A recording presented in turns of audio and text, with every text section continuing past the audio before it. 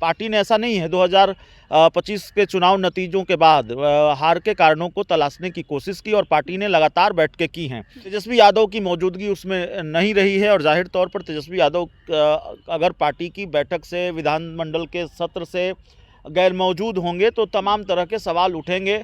और तेजस्वी यादव के सामने दिक्कत यह है कि वो नेता प्रतिपक्ष हैं और उन्हें चौतरफा हमले झेलने पड़ रहे हैं। नमस्कार, आप देख रहे हैं रब्जी लाइव न्यूज़ और आपके साथ मैं हूं निधि सिंह। देखिए, आज सुबह जहां नीतीश कुमार एक तरफ समृद्धि यात्रा पर निकले हैं तो दूसरी तरफ तेजस्वी यादव अपने आवाज़ पर सभी सांसदों को बुलाकर एक बड़ी बैठक कर रहे हैं।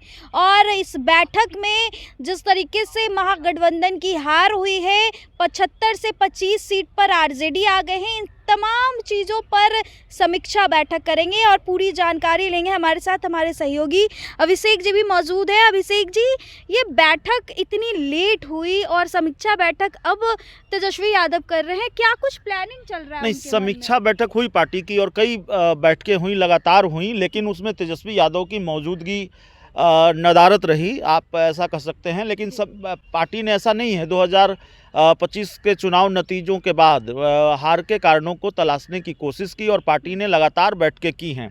तेजस्वी यादव की मौजूदगी उसमें नहीं रही है और जाहिर तौर पर तेजस्वी यादव अगर पार्टी की बैठक से, विधानमंडल के सत्र से गैर मौजूद होंगे तो तमाम तरह के सवाल उठेंगे। और तेजस्वी यादव के सामने दिक्कत यह है कि वो नेता प्रतिपक्ष हैं और उन्हें चौतरफा हमले झेलने पड़ रहे हैं इस वक्त। न सिर्फ उनके राजनीतिक विरोधी उनकी कार्यशैली पर या उन पर सवाल उठा रहे हैं, बल्कि उनके अपने भी परिवार के अंदर से रोहिणी आचार्य ने सवाल उठाया, पार्टी के अंदर से शिवानंद तिवारी ने सवाल उठाया, तो सवाल उठ रहे हैं। अब इस बैठक में होना क्या है, देखिए, जब पार्टी की समीक्षा बैठकें हुई तो उस समीक्षा बैठक की रिपोर्ट सामने आई, उस बैठक में रिपोर्ट तैयार हो गई है, तो वही रिपोर्ट तेजस्वी यादव के सामने आज पेश की जाएगी। उस रिपोर्ट में यह है कि भाई किन कारणों से हार हुई है, आखिर वो क्या कारण रहे, कौन कौन से वो फैसले रहे, जिसमें एक प्रमुख, जैसे उदाहरण के तौर पर उस रिपोर्ट में यह भी है कि बाहर से टीम बुलाकर सर्वे कराया गया, मशीनरी की जीत हुई, ये भी मशीनरी की जीत हुई, टिकट बंटवारे को लेकर सही फैसला नहीं लिया गया, सही उम्मीदवार को टिकट नहीं दिया गया, और इससे जो पार्टी के और बाहर से जो सर्वे की टीम आई उससे पार्टी के कार्यकर्ता हतोत्साहित हुए और उन्होंने इस चुनाव में बहुत दिलचस्पी नहीं दिखाई, आरजेडी की बहुत बढ़ चढ़कर मदद नहीं की, आरजेडी के लिए बहुत बढ़ चढ़कर काम नहीं किया। तो हार के ये कारण है, बहुत सारे कारण हैं। कमाल की बात यह है कि इस बैठक में शायद संजय यादव भी मौजूद होंगे, वो भी पार्टी के सांसद हैं, राज्यसभा सांसद हैं। तो पार्टी के सांसद, जो सारे सांसद हैं राज्यसभा और लोकसभा के, वो इस बैठक में मौजूद हैं मेरी जानकारी के मुताबिक। तो अब संजय यादव भी हैं, उनके खिलाफ पार्टी में, परिवार में नाराज़गी है। अब देखना होगा इस बैठक से क्या निकल कर सामने आएगा, क्या फैसला होगा और आने वाले दिनों में तेजस्वी यादव किस तरह का फैसला लेते हैं, संजय यादव से दूरी बनाते हैं कि नहीं बनाते हैं, नहीं बनाएंगे तो आगे भी राजनीतिक संकट का खतरा है। एक सवाल ये भी ले लेंगे, नीतीश कुमार जहां समृद्धि यात्रा पर है, तेजस्वी यादव ने भी ऐलान किए थे कि वो भी यात्रा निकालेंगे, क्या लगता है कि उनकी इस यात्रा से तेजस्वी यादव को कोई फायदा है? क्योंकि 75 विधायक थे उनके, वो घटकर 25 आ गए हैं, क्या जनता से वो बात करेंगे, क्या कुछ इससे उनको फायदा होने वाली है? देखिए, मुझे लगता है तेजस्वी यादव को उनकी यात्रा से कोई फ़ायदा नहीं होगा। तेजस्वी यादव के लिए इस वक्त यात्रा जरूरी नहीं है।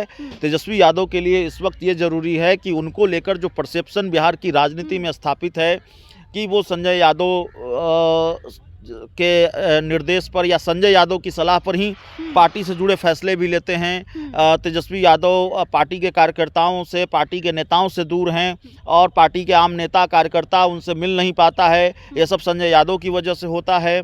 और तेजस्वी यादव की कार्यशैली लालू यादव से बिल्कुल अलग है। लालू यादव का दरवाज़ा पार्टी के आम कार्यकर्ताओं के लिए, नेताओं के लिए हमेशा खुला रहता था और यहाँ उल्टा है, यहाँ हमेशा बंद होता है।